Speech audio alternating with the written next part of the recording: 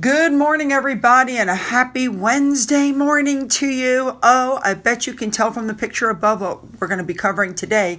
A big thank you to Kylie on Twitter for that picture.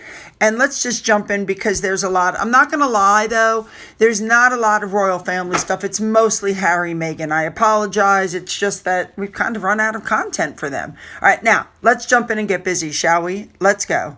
We're going to start with the outfit that Princess Charlotte was wearing at the Easter service. They're saying it's full of symbolism because the most telling detail was the color of Charlotte's dress. You see how it's blue? You can see through the coat because up until this year, the favored color of Catherine at Easter was blue. And then, William wears a blue tie. I really hadn't thought about that until they reported it, but they are correct.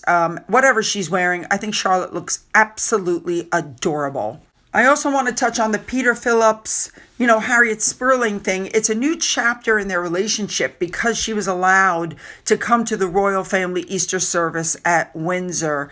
I think she looks lovely. I think her daughter's very pretty. It looks like the kids all get together. Of course, that's very important. Her daughter's name is Georgina. She's 13. She's never been seen publicly before this Easter Sunday, so it was a big debut for her. I think it's nice. It shows unity.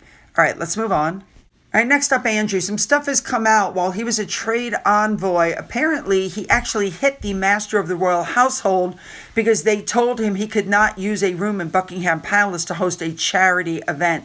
Now, that's Robert Hardman, who we know has done multiple biographies, and he was on a podcast called Queens, Kings, and Dastardly Things. And he talked about this incident where Andrew and Vice Admiral Sir Tony Johnson, and they called him Bert, it was so bad that Prince Philip had to write a letter on Andrew's behalf. We came to find out, and I told you this in yesterday's video, that Edward and Sophie were planning on using Wood Farm for Easter break. Apparently, they used to stay there on a regular basis. And instead, they had to use the cottage by the name of the Garden House because Andrew apparently is dragging his heels, not wanting to move. I guess he's just trying to make everybody in the family as miserable as he is. And that's certainly not the way to influence people and win friends, especially in his position. And finally, Andrew apparently left some things behind when he moved out of Royal Lodge. And so the staff was told that anything that was left had to go. So after the moving vans came and left, the staff apparently set fire to the unwanted belongings last week. So they were full to the brim with stuff. Reportedly, it was seen nearby. One of Andrew's former valets was seen spotting them, and that included furniture. Wow. Now, moving on, the dream that Harry and Meghan had of returning to the royal fold has not gone well.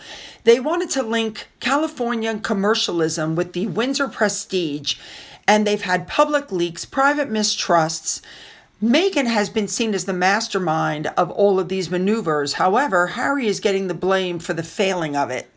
The goal was to reconnect with the king, reestablish their presence alongside him, and trade off their current status, but it didn't go well.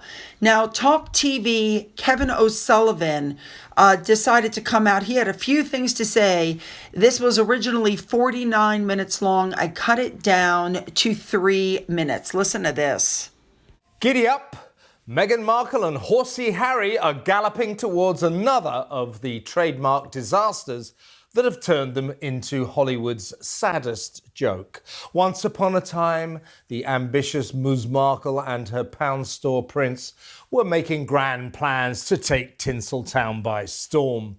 But there's no happy ending to this feeble fairy tale as it descends into a sorry saga of pure farce. Among the entertainment industry's movers and shakers, the know-nothing Sussexes are now a laughing stock. Sides were splitting this week as it was revealed that, undeterred by the epic failure of his dreadfully dreary documentary dirge Polo, the dim Duke is riding the woeful wave again. He's teamed up with his clueless wife to produce a scripted drama based on the lives of the privileged posh boys who, to no one else's interest at all, play the elitist sport in sunny Florida. Another winner from Meghan and Harry's less than triumphant film company Archie Productions, which, after 6 empty years, has yet to deliver a single work of fiction. Will Polo the soap opera be the first? Don't bet the horse farm on it. But apparently it's all systems go amid reports that glutton for punishment Netflix bosses have green-lighted development of an upstairs-downstairs story of strife and rivalry in the high-flying equestrian community of Wellington. One of the few places on the face of the earth where anyone gives a rat's backside about rich kids chasing a ball around on the backs of poor little exhausted horses. The ludicrously optimistic venture is said to be the runaway prince's passion project, despite his factual series sinking without trace in an abyss of risibly low viewing figures. The naive British royal firmly believes that the wonder of his beloved polo can still work its magic. Good luck with that. As wide-eyed as her hapless husband, Meghan too is fully on board. But around the Los Angeles studios, amused insiders are asking why Netflix bosses would saddle themselves with another dud from the Sussex flop factory. The god-awful With Love Meghan was a terrible turkey, so toweringly tedious it hurt. And after their Montecito Majesties bought the rights to 2 books, Meet Me at the Lake and The Wedding Date, nothing happened. So the obvious question is, will the dismal duo's polo spectacular ever make the finishing line? Don't bet the horse farm on it. Meanwhile, the real-life drama of Meghan and Harry's upcoming pretend royal tour of Australia continues apace. The self-styled King and Queen of California are all set to head down under for their shamelessly venal visit. But there's a big problem. A fair few fed-up Australians don't want her ladyship and old ginger nuts anywhere near their fine country. But if the chronically crass couple must go there, hawking themselves for sale in cash-for-trash appearances, contemptuous locals are demanding that not a penny of taxpayers' money is spent on them. If, as he certainly will, safety-obsessed Harry insists on copious levels of security, Aussies say the Sussexes should be made to pay for their own protection. As this show's very own Australian Samara Gill explained, Harry and Meghan are going to get booed. Millions of us have great respect for the British royals, and we don't like the way this pair of posers have treated King Charles and his family since they ran away to America. This isn't a royal tour, it's a tawdry attempt to rake in the dough by 2 private citizens. Australians are very clear on this. Our message to the Sussexes is, come if you must, but pay your own way and fund your own protection. Well said, Samara. But as Meghan prepares to sell her soul as the main minor celebrity attraction at a tacky $2,000 a head women's weekend at a Sydney hotel, I think he hit it right on the nose. Now, in the meantime, Meghan is blaming Harry. Harry is blaming Camilla, thinking that she is the one undermining his efforts to reconcile with his father. She's the major obstacle. She's the one working behind the scenes. This man never takes responsibility for anything. It is sickening, really. Now, let's move on to what's really going on with Meghan's as ever. Among growing thoughts and insiders is a tendency to describe that there's a mystery around Meghan's jam because it launched with a lot of excitement and visibility, but we still don't know how it's translated into commercial success because she refuses to release any numbers. And so we don't really know what's going on. We only have her word for it. And since she's a regular liar, nobody is believing her. All right, now, since we are talking as we're reading the Tom Bower book about all the employees Harry and Meghan have lost, let's just look at some of them. Edward Lane Fox from the UK planned their wedding, helped them get through it, and then he left. We don't know why. Melissa Tubati quit after 6 months in 2018, but The palace still doesn't know why she left. I bet we can guess. Samantha the Panther Cohen, she put in her resignation, but then they asked her to stay on temporarily just to help Meghan get adjusted to royal life. Now, by February of 2020, they had lost another 15 staff members. These were private secretaries, communication chief, press officer. Some didn't lose their jobs completely. Some just moved from their positions and were absorbed into new roles in the household. But some were flat out just fired. Catherine St. Laurent left after less than a year. Supposedly, she was a senior advisory role, but you never heard from her again. Mandana Diani, she lasted 18 months. Tanya Holness, she started in October of 2020 and left in May of 2022, saying she wanted out, having to fulfill a great many functions for the couple. Rebecca Sananis, who was head of audio, lasted 18 months before she quit. Ben Browning left the company in 2023, the second his contract expired. Bennett Levine left in January 2024, the same month as his boss. Farrah Taylor left in January 2023 after 18 months. Josh Kettler was only there for 3 months. In October 2024, Ashley Hansen left. Emily Robinson then left after only 4 months. My goodness. Kyle Boulia and Charlie Gibson both left in July of 2025.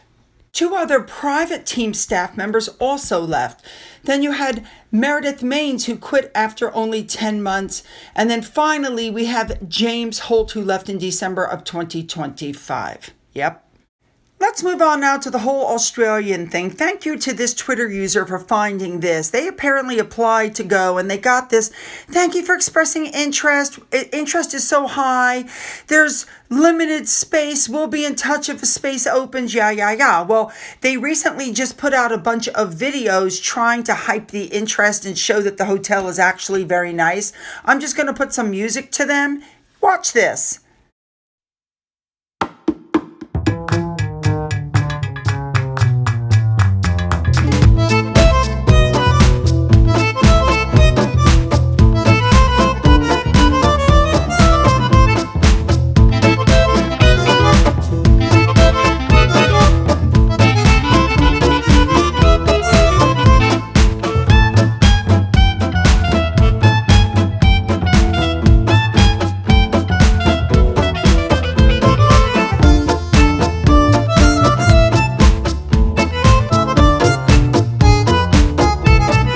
Now it's come out that they have increased the rooms, that they've released some more rooms, and now you can sleep by yourself in a single. Wow, that really shows they have not gotten all of the 300 people. Now, for those of you who don't know, Pamela Anderson is also in Australia in April for 2 exclusive In Conversation events. These are being hosted by Wanderlust. They focus on her life, her resilience, and her second act is what they're calling it. It's a non-traditional Q&A show. She's going to be in Sydney on April 16th, in Melbourne on the 17th. Tickets are available. I went to the website and you can see that they're basically selling out, but the price difference is really ridiculous compared to Meghan. This evening is going to focus on her career reinvention, her memoir, and her not wearing makeup. Let's move on to the big story of the day. First of all, Meghan, who wanted to have privacy with Harry and don't put your kids on social media, of course, had an Easter egg hunt and had to put up pictures. But as you can see from this picture, these are all color corrected. The girl's hair really isn't that red. She makes it that red. But anyway, it was Harry who said that putting your children on the internet was dangerous. And of course, Meghan doesn't care. The kids are props to her. And so she puts out a bunch of different videos. I don't believe the children went to church. And I got to tell you, these look like some of the loneliest kids in the world. There's nobody else there. You can tell from the noise when the, egg hunt is going on. It's nothing but Archie, Lili, Doria is there. That's it. Now, obviously, something weird is going on with this whole thing because in some of the pictures, you notice that Archie has not grown. He's supposedly coming up on 7, and yet Lili is the same height. Like, you also notice that Archie is completely bundled up, head to toe, long sleeve shirt, jacket, shoes. The daughter, on the other hand, is once again completely barefoot, wearing what appears to be a see-through sundress. It's terrible. Now, we know that the children are being used as props. They've lost the connection with Netflix. The deals aren't rolling in. So, of course, here we go with the video. So the first video is supposedly Megan outside feeding her chickens. Then it shows her going to the coop to get eggs. I have to tell you guys, this really shows how inauthentic Megan is, because you see when she opens the top of the coop how clean her eggs are. But the truth is, eggs don't come out of the coop clean. They're dirt and feces and mud from the nesting box. That's all on the egg. So this is why people say she's inauthentic. Anyway, I digress. Then it shows the kids running. And this is where you can really see the difference in what I'm talking about in the way they're dressed. And you can see that they're basically the same height. Girl's hair is no longer blood red, and Archie now is auburn. Then it shows them walking with these elaborate baskets up to the house.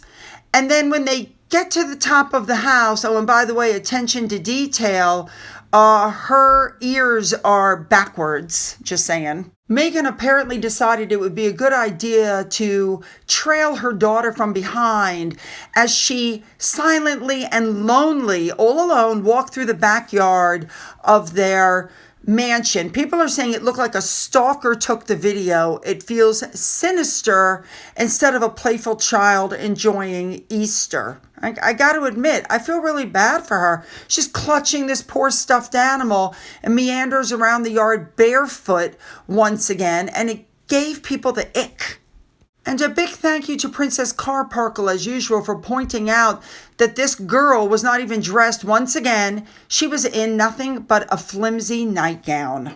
Harry said, and he has warned parents to be really, really worried, concerned, and cautious about putting photos of kids online due to the threat of unregulated AI and potential misuse of images. But we understand really what's going on here. They need the children.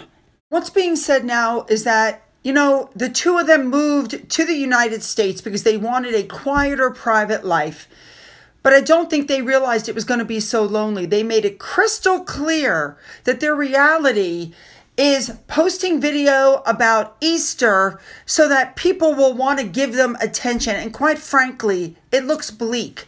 Their private life meant that there's nobody else around them. It's an Easter egg hunt with 2 kids. Where are the friends? Where's the cousins? Where's the family? Those kids, in my opinion, have the most isolated, solitary existence. They're privileged for sure. But to be denied what Harry enjoyed during his childhood, growing up with cousins, aunts, uncles, extended family. But thanks to Megan, that ship has really sailed. And I think they have it spot on. The fact that neither friends nor extended family around really shows their true colors. They wanted a solitary life, even if it came at the cost of their own children. Harry should probably stop at this point and think about where his issues with the royals really stem from, how he grew up with that family, or if they really stem from his relationship with Megan. We're not saying that Harry didn't have issues growing up. We're not saying he didn't have hardships, but his relationship with the family was the one thing that played into that. They were all cut from the same cloth. And quite frankly, these videos are so sad. Harry and Meghan have distanced themselves so much from the royals that you're looking at a completely different way of life to the way Harry grew up. There's no way he can be happy about this. We know he wants to rebuild the relationship with his father. He'd like to get William back, but we know that's not going to happen. He'd like his children to grow up with nieces and nephews and cousins and all of that. But what we're looking at now is a very sad display of the lack of everything they sacrificed when they ran from the royal family. All these years have passed since they threw them under the bus, combined with Meghan's display of loving a lonely life outside the royal fold. They're never going to be welcomed back again. That ship has sailed. Remember, Meghan doesn't read social media and she's out of the prove it stage, but yet she's reading everything online about how her daughter is always undressed and barefoot. So, of course, what they're saying now is that she's inherited her mother's love of going barefoot. And like when she was at Disney and she kicked off her shoes to go barefoot. Now, compare that to Princess Charlotte, who always has, bows in her hair and shoes and, all this other stuff. It's not that she likes to go barefoot. It's that nobody bothers to dress her correctly. That's my opinion. Oh my goodness. All right, you guys, you know what to do. Hit the like and the subscribe button after you leave your fabulous comments. Then go down into the description box where you'll find the link to my Twitter, my Gettr, my Rumble, my email, a link to my father's book, which is up for sale on Amazon, a link to my Amazon wish list, as well as a physical address. For those of you who have donated to my coffee fund, thank you so much. And as always, you guys, have a great day.